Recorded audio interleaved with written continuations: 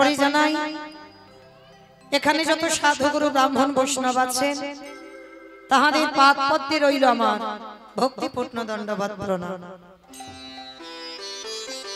তারপরে জানাই মাগো আমি আমার পিতামাতার চরণে আমার শিক্ষা গুরু দীক্ষা গুরুর চরণে অনন্ত কোটি কোটি দণ্ডবৎ প্রণাম। তারপরে যাদের কথা না বললে বাবা সবথেকে বড় ভুল হবে, সবথেকে বড় অপরাধ হবে, যে দাদা ভাইয়ের বাড়িতে আজকে এমন ভক্ত সেবা, এমন হরিনাম সংকীর্তনের আয়োজন, যাদের উদ্যোগে, যাদের প্রচেষ্টায়, যাদের ঐকান্তিক প্রচেষ্টায় এই যে হরিনাম যজ্ঞের আয়োজন, প্রভুর আগমন ঘটেছে, সাধুগুরু বৈষ্ণবদের পদধূলা, ভক্ত সেবার আয়োজন যিনি করেছেন, কীর্তন জগতে সর্বকনিষ্ঠতম কীর্তনিয়া হয়ে আমি মৌমিতা ঘোষ আমার সম্প্রদায়ের তরফ থেকে তাদের চরণে সর্বাগ্যে জানালাম কোটি কোটি দণ্ডবৎ প্রণাম।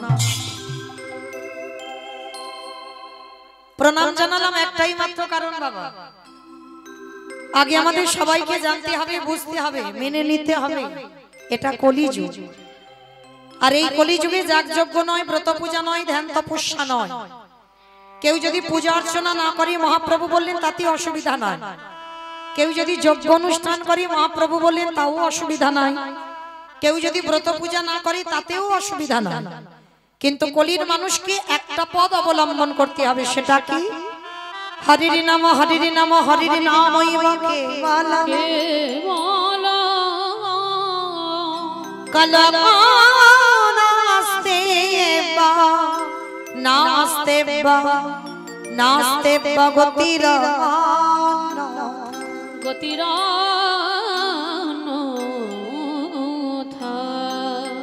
কলির মানুষের হরিনাম ছাড়া কোনো গতি নাই, কোনো গতি নাই, কোনো গতি নাই। আপনারা প্রশ্ন করবেন মৌমিতা ও তো সব কীর্তনিয়ারা বলে হরিনাম শোনো, হরিনাম গাও, একাদশী করো, ও ছাড়া তোমাদের গতি নাই। আচ্ছা বাবা, কীর্তনিয়ারা এই যে বলে যাচ্ছে হরিনাম ছাড়া পদ নাই, গতি নাই, ভালো করে ভেবে দেখেন তো বাবা, একটু বাস্তবে মিলিয়ে দেখেন হরিনাম ছাড়া পদ আছে? যে যত বড় ধনী হোক না কেন, যার যত টাকা থাকুক না কেন, যার যত অর্থ থাকুক না কেন, কেউ যদি দিল্লি বোম্বে সারা জীবনটা কাটায়, কেউ যদি মা সোনার পালঙ্কে ঘুমায়, টাকার বিছানায়ও ঘুমায়, তবু মনে রাখতে হবে মা শেষের দিনে তোমার এরা আপন কেউ নয়। যে যত তাড়াতাড়ি জানতে পারবে মা তত তাড়াতাড়ি তার মঙ্গল হবে। পৃথিবীতে যা যা কিছু আঁকড়ে বসে আছো, যা যা কিছু দেখছো, সবটাই অনিত্য বস্তু। নিত্য বস্তু যদি থাকতে হয় সেটা হলো আমার গৌর গোবিন্দ চরণ। এটা যে বাবা বুঝতে পেরে যায় বাবা, তার জীবনে কোনো দুঃখ কষ্ট থাকে না, কারণ সে জানে এসেছি একা, যাব একা।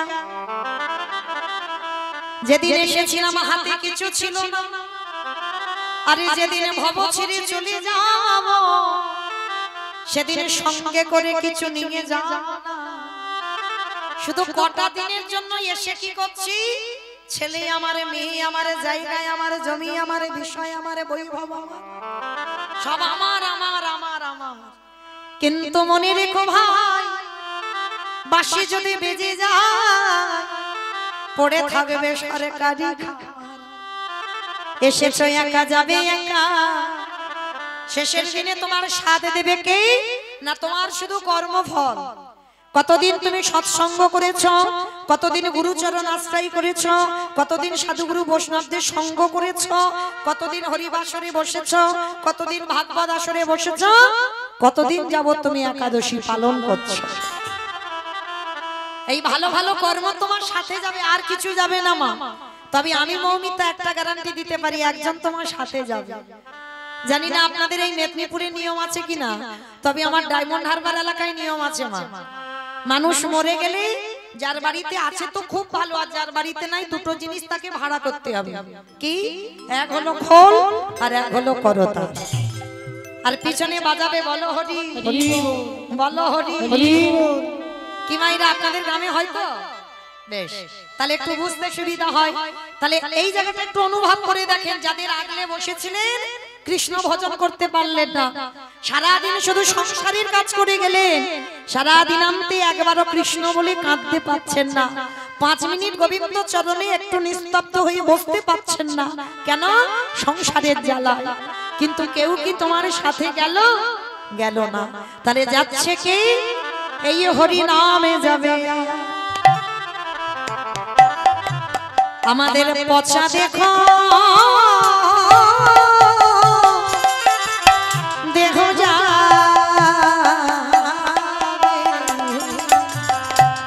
যেদিন ভবপার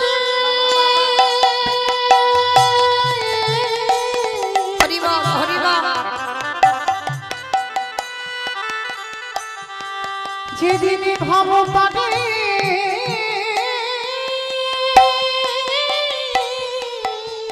রাধে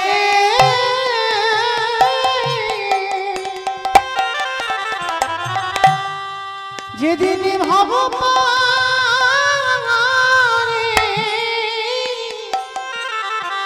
হরিবল তুমি চলে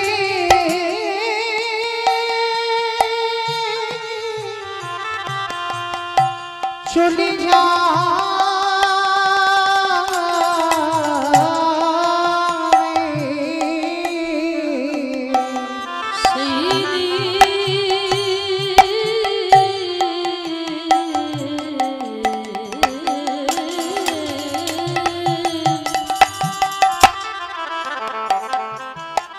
সেই দিনে নামে যাবে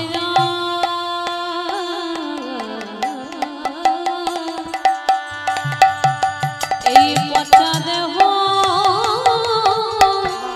যাবে। সেদিন তোমার সঙ্গের সাথী কেহ থাকিবে না, যেদিন খাঁচা ছেড়ে প্রাণে পাখি চলে যাবে। তোরা একবার সময় থাকতে কৃষ্ণ ভজন করে নে ভাই। কৃষ্ণ বলবে বলে এইভাবে না। আমাদের কারোর কৃষ্ণ ভজন ভজন হলো না ভাই। শুধু আমার করে মোর নাম। দয়াময় আমার মতো পাপী আর কেহ না, বলে এবার উদ্ধার করো মোরে। আমরা পারে ঘাটাতে দাদাই রইলাম। তুমি পরের কর্তা দয়াল হরি, যেন চরণ ছাড়া ছাড়া করো না হে।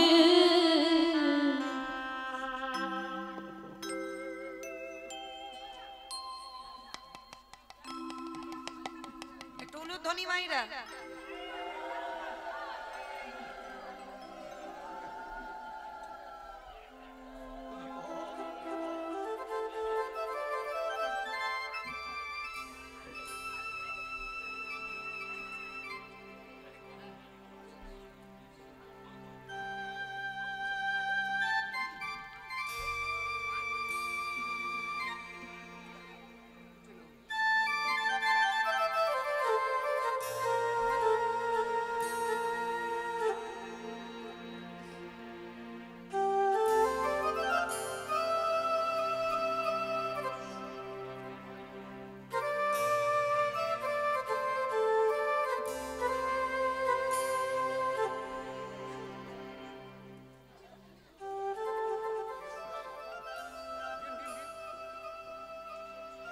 উলুধ্বনি একটু উলুধ্বনি মাইরা।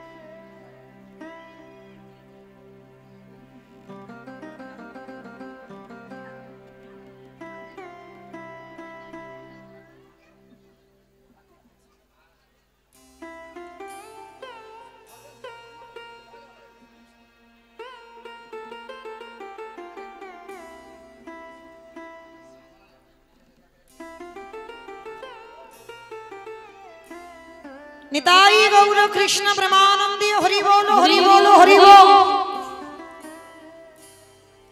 রাধে মাইরা ভালো যদি বাঁচতে হয় আমার ভগবানের চরণ আশ্রয় করো।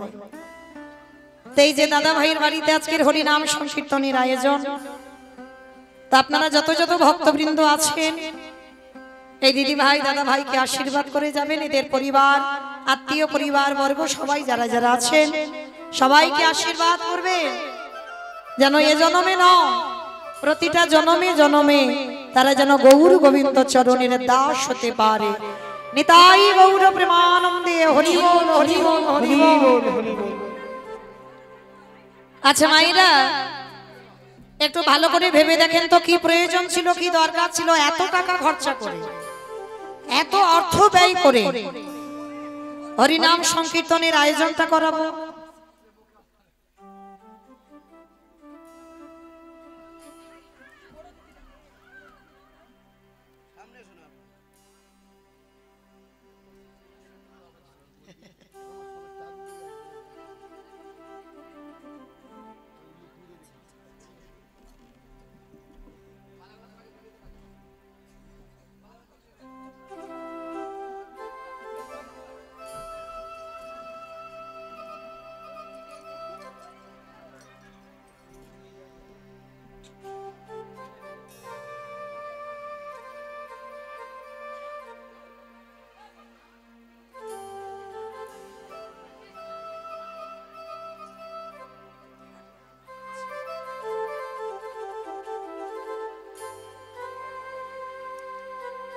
নিতাই গৌর প্রেমানন্দে হরি বল হরি বল হরি বল।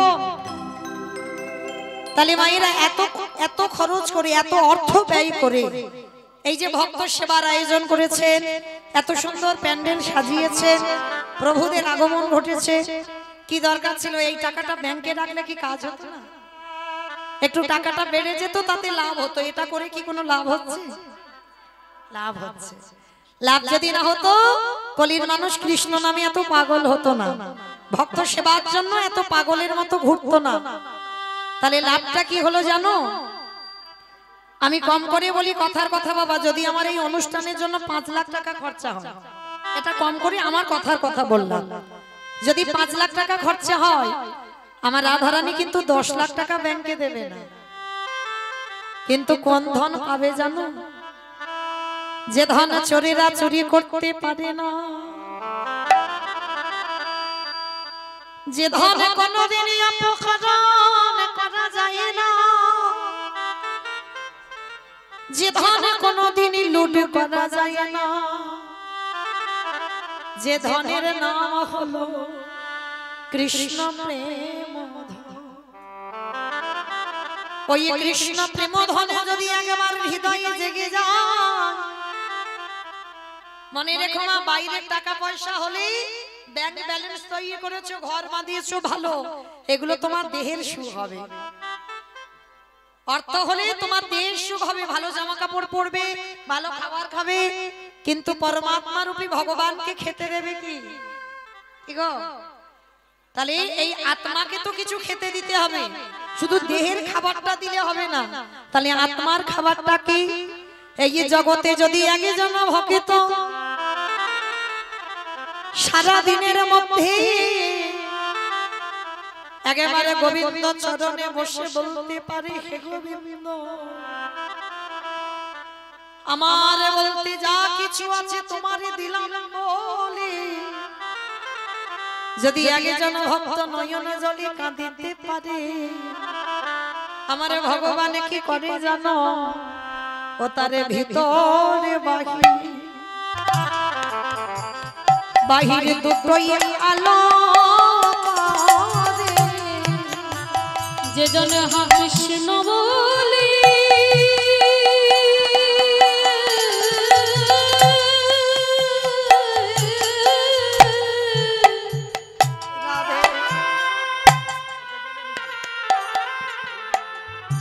হা কৃষ্ণ বলি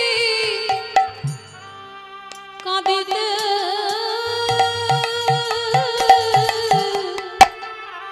পারে,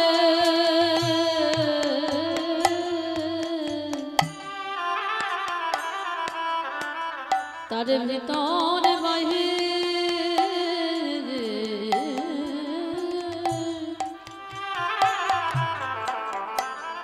বাহিরানো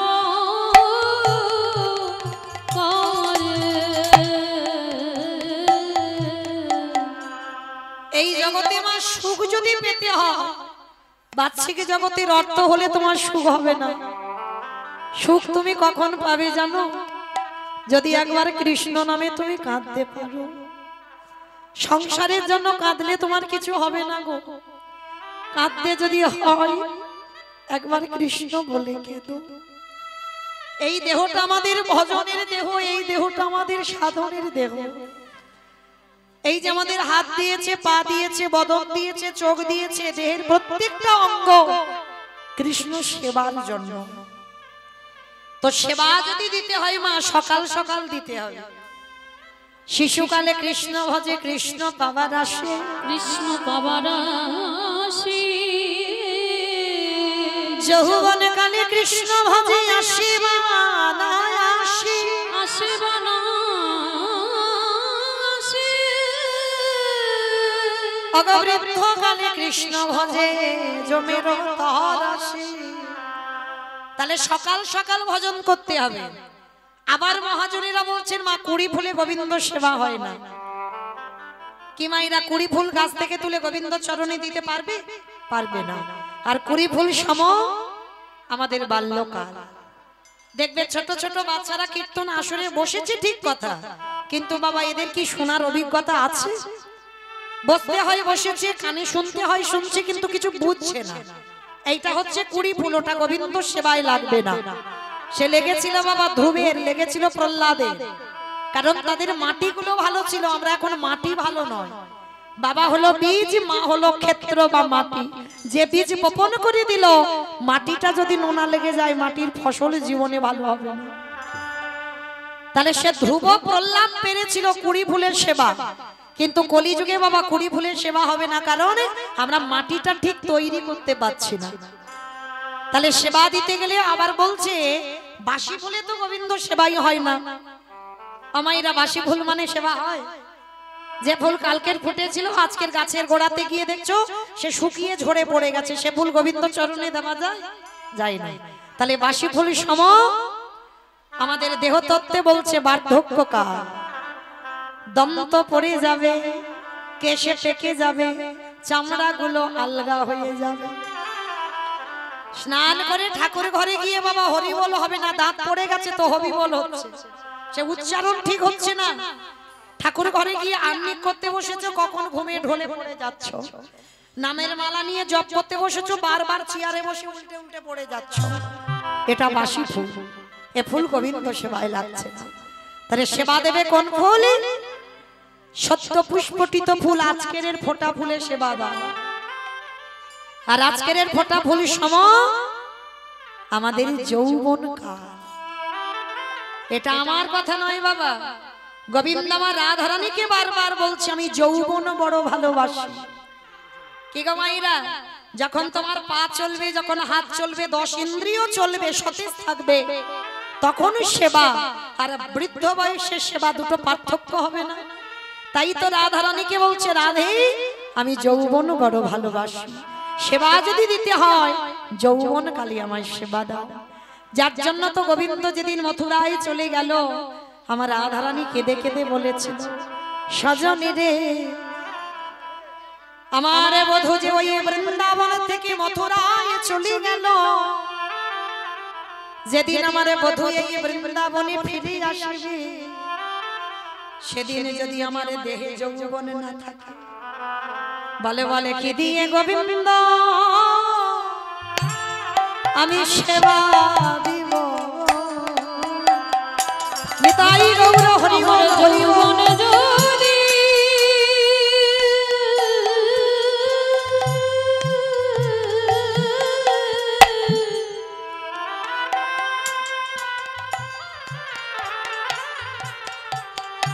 আমার যৌবন যদি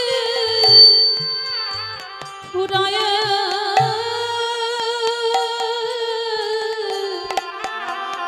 ফুরায় গেল,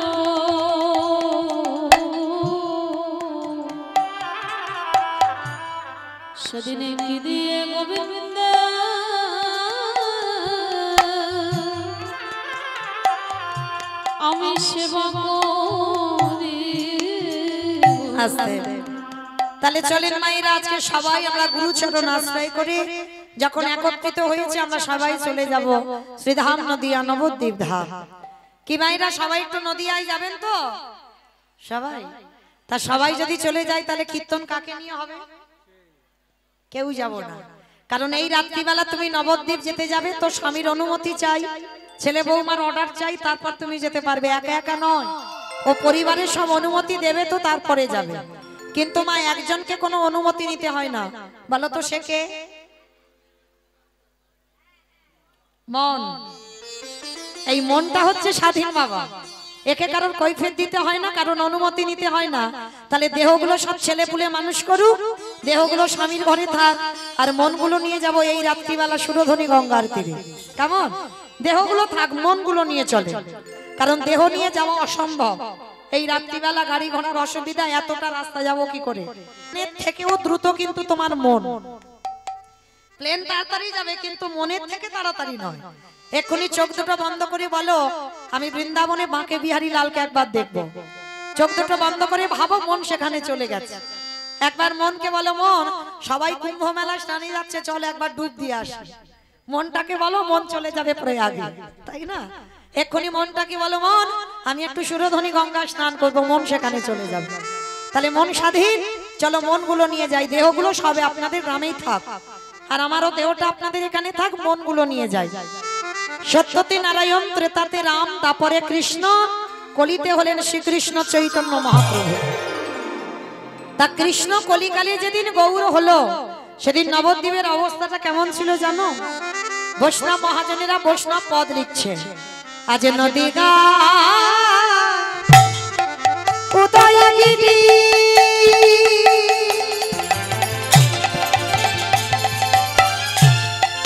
পূর্ণ চন্দ্র গৌর হরি ওই নদিয়া উদয়গিরি। আস্তে আমার একটা কথা আগে বলে নিয়ে, ঝগড়া করতে গেলে আগে করা ভালো, আর মাঝ রাস্তায় যদি ঝগড়া করি বাবা তাহলে মারামারি হয়ে যাবে। তাহলে এখন করে নিচ্ছি, কীর্তন শুনতে গেলে আমার প্রভুর জন্য একটু কাজকর্ম করতে হয়। আমার কাজকর্মগুলো কি কি জানো তো? বসে বসে নাকি গল্প করতে হয় আর ঘুমাতে হয়? না না, তাহলে কি শঙ্করধ্বনি, উলুধ্বনি, আর যাদের যাদের হাতগুলো এসেছে, কি মা সবার হাত এসেছে তো? হ্যাঁ, প্রসাদের ব্যবস্থা আছে, হাত আসবে না? হরি বল, সবার এসেছে। কই যাদের যাদের এসেছে কই একবার দেখা তো দেখি। নিতাই গৌর প্রেমানন্দে হরি বল, হরি বল, হরি বল। বাহ। আমাইরা মাঝে মাঝে ভগবানকে একবার হাত দুটো দেখিও। মানে নববিধা ভক্তিতে শেষে বলছেন আত্মনিবেদন, আর এই আত্মনিবেদন করে ভগবানকে জানাতে হবে, প্রভু আমি হরিবাসরে গিয়ে বসে হরি নাম শুনেছিলাম। হরি বল। তো চলেন আজকে সবাই একটু প্রেম সে উলুধ্বনি দেন দেখি একবার।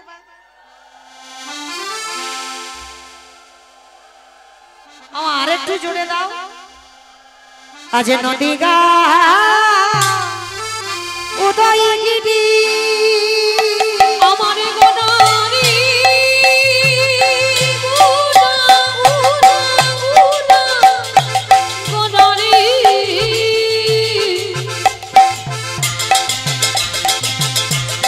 গোনা গোনা গোনা গোনারি গুনা গোনারি।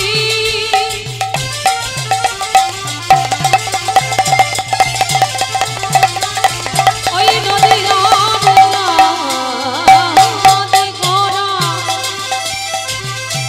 আমার আমার রানী গোরা। নিতাই গৌর আজ হরি বল। নদিয়া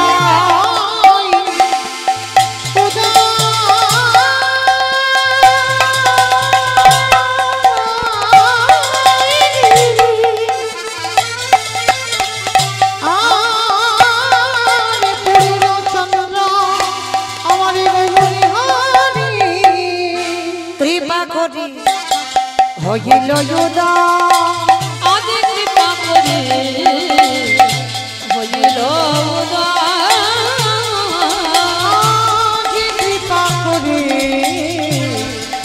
হইল উদয়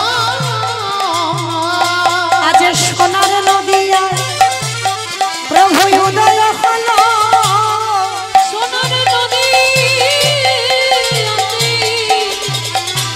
গৌরদয় হলো আজ কলির জীবী উদ্ধারিতে নদীতে উদয় হলো কৃষ্ণ প্রেমে প্রচারিতে নদীতে উদয় বলি হলো মানবে জনমে ধন্য করিতে নদীতে উদয় হলো হরি বল হরি বল ধন্য করিতে নদীতে উদয় হলো নদীতে উদয় হলো কৃপা করে হইল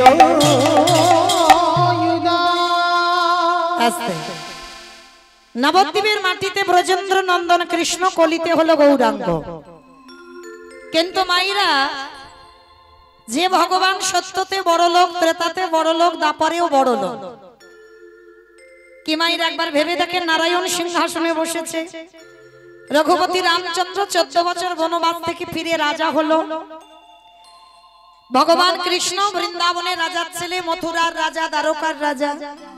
একটা ঐশ্বর্য, একটা মাধুর্য, প্রতিটা দেখেন যুগে যুগে ভগবান বড় লোকের ছেলে হয়েছে, রাজ সিংহাসনে বসেছে, রাজ প্রাসাদে বসেছে, রাজ অলঙ্কারে ভূষিত হয়েছে। কিন্তু সেই ভগবান কলিযুগে এসে মা কাঙাল হচ্ছে কেন? 24 বছরের ছেলেই 60 বছরের মায়ের পা ধরে বলছে কৃষ্ণ বল। এটা মেনে নেওয়া যায় বাবা, 24 বছরের ছেলে 60 বছরের মায়ের পা ধরতেই পারে। 24 বছরের ছেলে 80 বছরের বাবা পায়ে ধরে বলছে কৃষ্ণ বলো, এটাও মেনে নেওয়া যায়। কিন্তু সেই 24 বছরের ছেলে কিনা বিশ্বের স্রষ্টা মালিক ভগবান, তিনি ধুলাই গড়াগড়ি দিয়ে বলছে কেন তোরা কৃষ্ণ বল। ভগবান ধুলা মারছে কেন? ভগবান ধুলা মেখেছে মা, তার একটা কারণ আছে। কারণটা কি জানো? আচ্ছা মা, সত্যি করে একটা কথা বলবি, আমি যেটা জিজ্ঞাসা করব বলবে? বেশ। আচ্ছা, আপনার পাশ বাড়ির সঙ্গে খুব ঝগড়া, জ্ঞাতি আছে, খুব ঝগড়া, মানে এত ঝগড়া থানা পুলিশ হচ্ছে, মামলা চলছে বহুদিন ধরে, মুখ দেখা দেখি না। আর আজকে সকালবেলা স্নান করেছেন, স্নান করে একটা শুভ কাজে যাবে, মানে খুব ভালো কাজ, শুভ কাজে যাবে, দরজাটা খুলেছেন, দরজার সামনে সবে পাটা দিয়েছেন, আর সেই শত্রুটা সামনে পড়ে গেছে। সত্যি করে বলবে মা, শুভ কাজে তো যাচ্ছ, সে যদি বয়সী গুরুজন হয়, তাকে প্রণাম করে কি তুমি শুভ কাজে যাবে? কেউ যাব না। সবার আগে সকালবেলা মাথায় হাত দিয়ে ওইখানে দুম করে বসে পড়বো। কেন? বলবো হায় হায় গো, আমার দিনটা আজকের মাটি হয়ে গেল। কেন? শত্রুর মুখ দেখে আমি যাত্রা করছি, মানে আমার দিন ভালো যাবে না। কি মায়েরা এগুলো বিশ্বাস করেন? চরণ ধরে বলে যায় এগুলো ভুলভাল সিদ্ধান্ত ধারণা আমাদের। যারা মহাভারত জ্ঞানী এখানে বসেছেন, যারা শাস্ত্র জ্ঞানী, যারা তত্ত্ব জ্ঞানী, ভগবান কৃষ্ণ যুধিষ্ঠির দ্বারা মহাভারতে শিক্ষা দিয়েছে। এই মহাভারত, রামায়ণ বাবা, এগুলো কিন্তু সবটাই সমাজ শিক্ষা। আর ঠিক ঠিক যদি বাবা এগুলো অনুকরণ করা যায়, তুমিও যুধিষ্ঠির মহারাজের মতো সশরীরে তুমিও স্বর্গে যাবে। তবে তোমার পথ প্রত্যেকটা যেন ধর্মের পথে থাকে, যেন অধর্ম না হয়। তাহলে আজকে লক্ষ্য করে দেখেন, আপনাদের আমাদের মতো মানুষরা শত্রু দেখলে সকালবেলা মাথায় হাত দিয়ে বসবো কেন?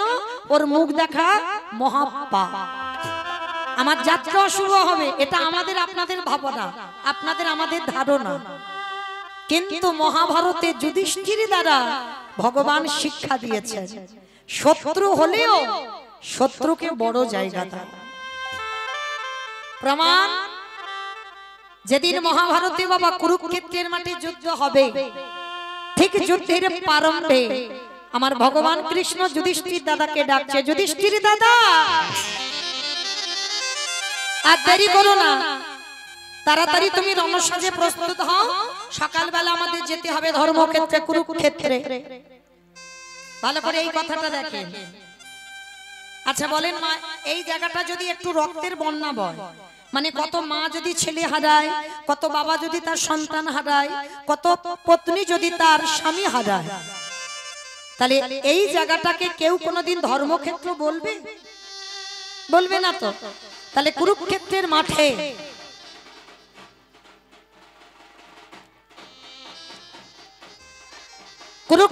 মাঠে যেখানে রক্তের বন্যা বয়ে গেল মা, সে জায়গাটাকে বলছে ধর্মক্ষেত্র। কেন? তার একটাই মাত্র কারণ। ধর্মক্ষেত্র বলছে কারণ ওই জায়গাতে যারা যারা প্রাণ হারাবে তাদের আর নরকে যেতে হবে না, তারা সবাই চলে যাবে স্বর্গবাস। তাহলে যেখানে মরলে আর নরকে যেতে হয় না, যে যেভাবে মরুক, কুরুক্ষেত্রের মাঠে প্রাণ হারালে কোন পশু পাখি কীট পতঙ্গ যারা যারা মরবে সবাইকে বাবা দেবলোকে যেতে হবে। ওই জন্য জায়গাটাকে বলা হচ্ছে ধর্মক্ষেত্র। আর আজও যারা যাবেন দেখে আসবেন, যেখানে আমার ভগবান দাঁড়িয়ে অর্জুনকে যে কথাগুলো বলেছিল সেটাই তো গীতা। কৃষ্ণের মুখের বাণীগুলোই তো গীতা হয়ে গেল। আজও আছে মা সে জায়গায় ভগবানের পদ চিহ্ন। আপনাদের চরণ দর্শন করে আমার দর্শন হয়েছে, তো যারা যাবেন দেখে আসবেন। যেখানে পিতামহ ভীষ্ম সরসজ্জায় পড়েছে আজও সে জায়গায় আছে।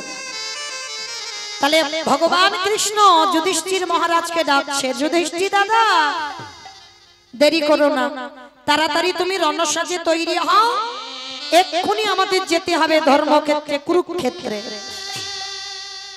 যুধিষ্ঠির মহারাজ বলল, কৃষ্ণ কৃষ্ণ ক্ষণকাল বিলম্ব করো ভাই, আমি তো সকালবেলা যুদ্ধে যাব, যাবার আগে একবার আমি আমার বড় মার কাছে যেতে চাই। ভালো করে শুনবেন মা, কথাটা জীব চেতনার জন্য, সমাজ শিক্ষার জন্য। যুধিষ্ঠির মহারাজ যেই না বললো আমি আমার বড় মার কাছে যাব, আমাইরা বড় মাটা কে? যুধিষ্ঠির বড় মা গান্ধারী। বাহ, গান্ধারী। তা কৃষ্ণ দয়াময় বলছে, আচ্ছা যুধিষ্ঠির দাদা তুমি তোমার বড় মার কাছে কেন যেতে চাও? বলে বড় মার কাছে এই কারণে যাব, কারণ সকালে তো যুদ্ধে যাব, যুদ্ধে যাবার আগে একবার আমি আমার বড় মার পদধূলাটা নিতে চাই। চমকে উঠল ভগবান, অসম্ভব! যে বড় মা জীবনে তোমার ভালো চাইলো না, যে বড় মা ঠাকুরের কাছে মানত করলো কবে যুধিষ্ঠির মৃত্যু হবে, যে বড় মা পঞ্চ পাণ্ডবদের মৃত্যু কামনা করে, আর তুমি কিনা বলছো যুদ্ধে যাওয়ার আগে তারই প্রণাম করে তুমি যুদ্ধে যাবে? এটা তোমার কেমন বিধান? যুধিষ্ঠির মহারাজ হাত জোড়ো করে বলছে, কৃষ্ণ এইটা যদি অন্য কেউ বলতো আমি মানতাম, কিন্তু তোর মুখে সাজে না ভাই। একটা কথা মনে রাখবি, সে যে আমার বড় মা।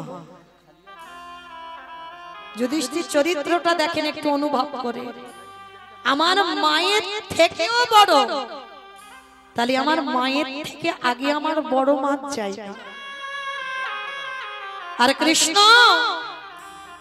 আমি যুদ্ধে যাওয়ার আগে আমি যদি আমার বড় মাকে প্রণাম না করি, কৃষ্ণ আর ওই যুদ্ধ থেকে আমি যদি কোনোদিন আর না ফিরি, আমার তো বড় মাকে প্রণাম করাই হবে। কৃষ্ণ নিতাই গৌর প্রেমানন্দে হরি বল, হরি বল। আমি যুদ্ধে গিয়ে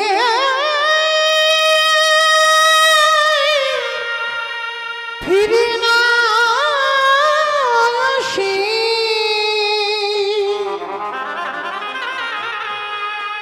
তবে আমার বড় মার চরণে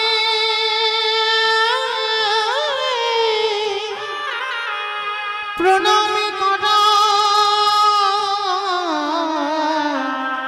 হবে না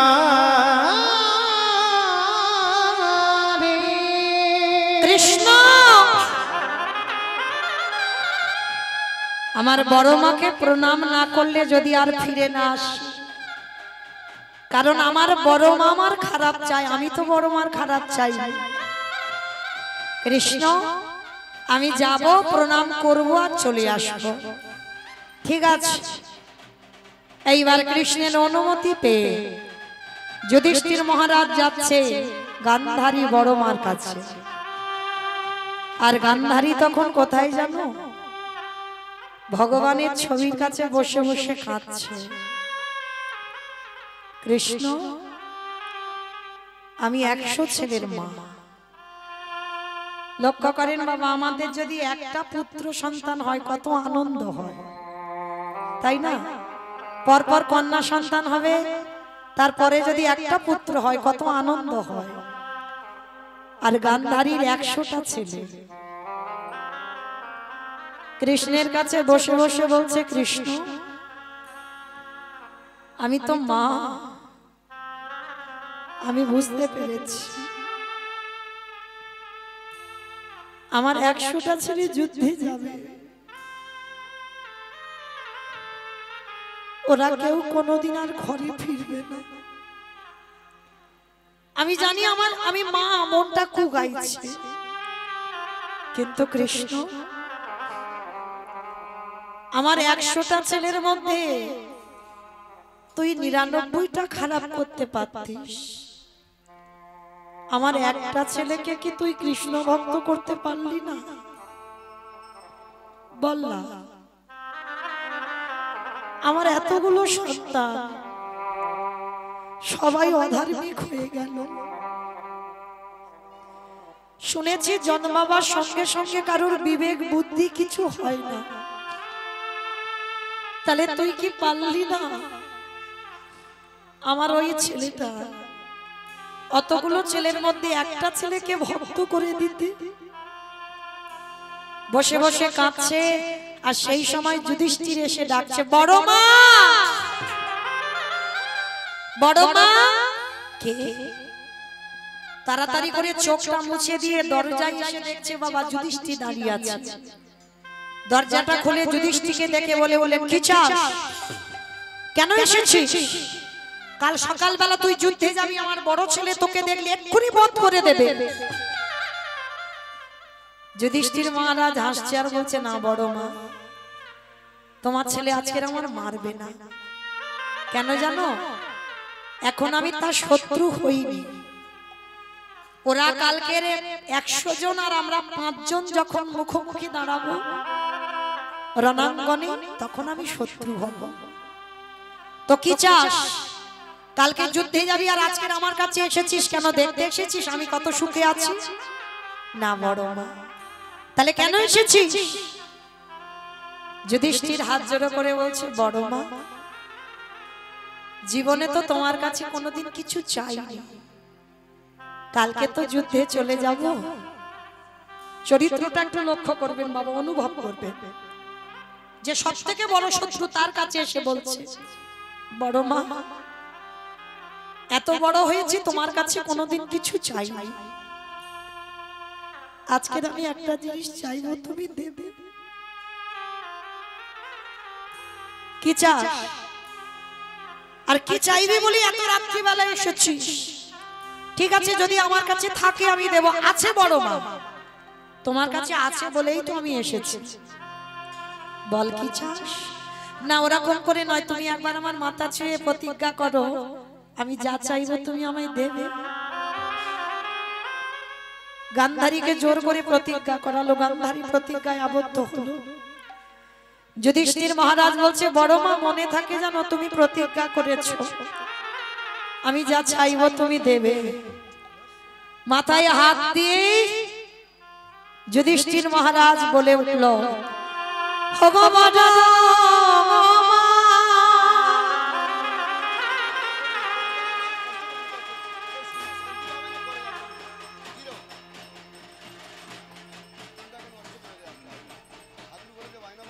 তোমার চরণে,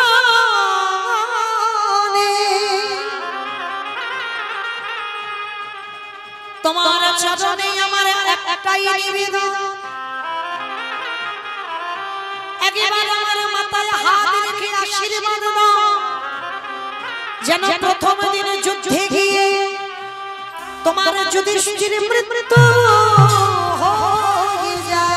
ওরে খোকা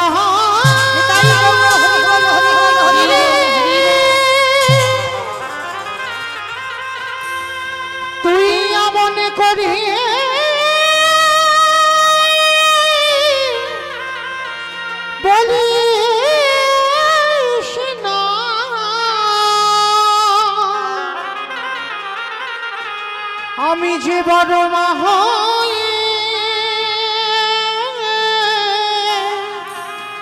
শহীদি পারিব না। যেই না বলবো তুমি আশীর্বাদ করে দাও যেন প্রথম দিন আমার মৃত্যু হয়ে যায়। গান্ধারী মা শোনা মাত্র চমকে উঠেছে, না খোকা না, আমি তোর মা হই, আমি তোকে এই বর দিতে পারবো না।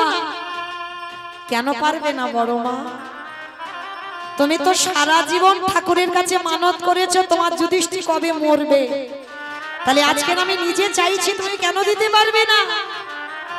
গান্ধারী বলল, খোকারে, যে বড় মা জীবনে তোর ভালো চাইলি, সেই বড় মা জীবনে প্রথমবারে তোরে আশীর্বাদ দিল। খোকারে, ওরে যথা ধর্ম তথা